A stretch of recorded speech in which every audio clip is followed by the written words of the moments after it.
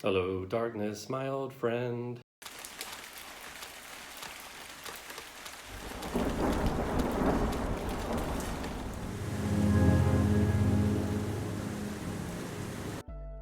Give me a P, give me a T, give me an S, give me a D. What's that spell? Certain Doom. I've got PTSD, which sounds fancy. Ooh, post-traumatic stress disorder. Is that local assault? So you had to go overseas to get that? What with a side of that oil? It didn't used to be called PTSD. As everyone knows, when soldiers came back from war, they would be diagnosed as being a little bitch. Prescription for that, 2 for flinching, and nut up in the morning. Having PTSD is like being a chihuahua, but every day is the 4th of July. Everyone's having a good time, eating hot dogs, watching the fireworks. Meanwhile, you're terrified of all the people, the burning flesh, and the explosions in the sky. That dog's not hiding under the couch. He's ducking and covering. Good news though, you don't even have to go to war to get PTSD. You can get that right here at home. You just need to find someone who doesn't recognize boundaries, like a sexual predator, or as they prefer to think of themselves, globetrotters. PTSD is one of the hardest mental illnesses to diagnose because it's got a little bit of everything. Anxiety, depression, oppositional defiant disorder. Why, it's the paella of mood disorders. And yeah, it's an interesting taste and texture at first, but it's a lot more than one person can handle. Have you seen the size of that pan? You'll be working on leftovers for years. You'll try to pawn some off on your friends, but they won't even touch it. We don't really do shellfish. You'll try to give some to your family, but they'll say, oh, we don't really do rice, we're keto now. But someone's got to take it. You can't just throw away something you worked that hard on. So you find a certified food critic, someone who's going to tell you just where your parents went wrong. It's really always their fault, and how not to get so invested in a Spanish dish. Someone's going to tell you, look, you're moving this pan from house to house to make one dish that you don't even enjoy, but you keep making it. Let it go. Try a stew. Get real. Thanks, food critic. Hello, darkness, my old friend. Ah, yes, depression. The black licorice of mental illness. Because sometimes it's seasonal, but it's always shitty. It's like walking around with your shadow in front of you. It could be a sunny day, but it still seems dull outside. It makes you react negatively to good news. Like your friend will say, hey, I'm having a baby. And you'll be like, oh, that poor bastard. Most people associate depression with Eeyore from Winnie the Pooh, when a lot of people actually look like Tigger.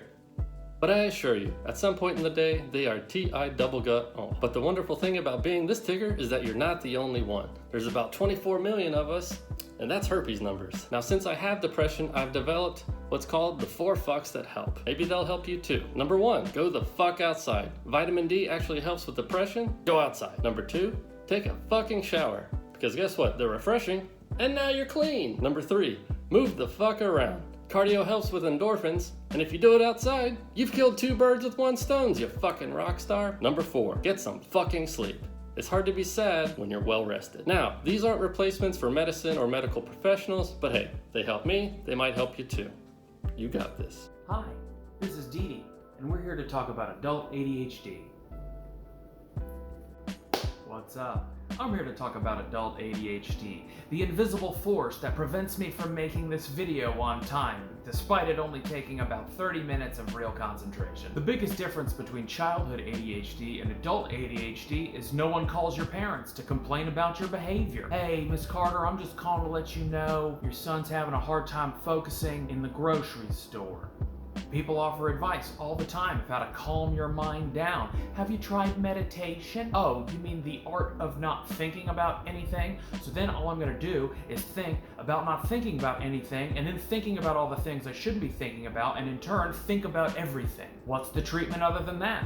Meth, but not regular meth. This meth is pink, and it tastes like Sweet Tarts and Windex. ADHD often presents itself as anxiety and depression, but really, those are what's called comorbidities, which I know sounds like an obese, codependent couple. That's kind of what they are. The real villain is ADHD, but it's got henchmen, anxiety, and depression. Turns out, when you've struggled your entire life and everyone calls you lazy, you kind of get bummed out, and then you're worried that you're never going to be good enough, you're never going to do anything right, and that everyone's going to hate you. The best thing you can learn to do in this situation is learn to live with it. Anticipate the things you do. You're gonna cut people off all the time. In traffic, in conversation, it doesn't matter. You gotta anticipate that. Learn to be polite. You gotta focus. You gotta focus on focusing. And then you gotta focus on focusing on focusing.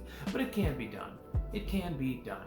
Bipolar, the term that raises eyebrows towards the sexuality of big hairy men. No, David, not that bipolar. The mental illness. Silly. Oh, I'm sorry, boys. Out of all the mental illnesses that runs in my family, my favorite has to be bipolar. It's the one that allows us to both be Mario and Wario. If Wario was an irrational character flaw that allowed him to snap from happiness into sadness because someone cut him off in traffic, all while taking his anger issues out with his loved ones in the car with him. Or in layman's terms, my father. And my dad said I'm lucky to have him in his life because his dad left when he was just a baby. Thanks, Dad. That's what I like to call Sprite privilege. I'll sum up with an example. Picture making plans to go to Disney all summer long. The day finally comes, you get to go to Disney World. Oh, but when you get to Disney World, you find out that they're closed, despite saying they're open on their website. As you turn around to drive home, your tire blows out on I-4. And now you're on the side of the highway changing a tire, and as luck would have it, it starts to rain. So now you're getting wet on the side of a highway changing a tire, instead of getting wet going down Splash Mountain. Now imagine all those same feelings: frustration, sadness, anger, guilt, self-helplessness, with something so insignificant as choosing what to make yourself for dinner. That's bipolar.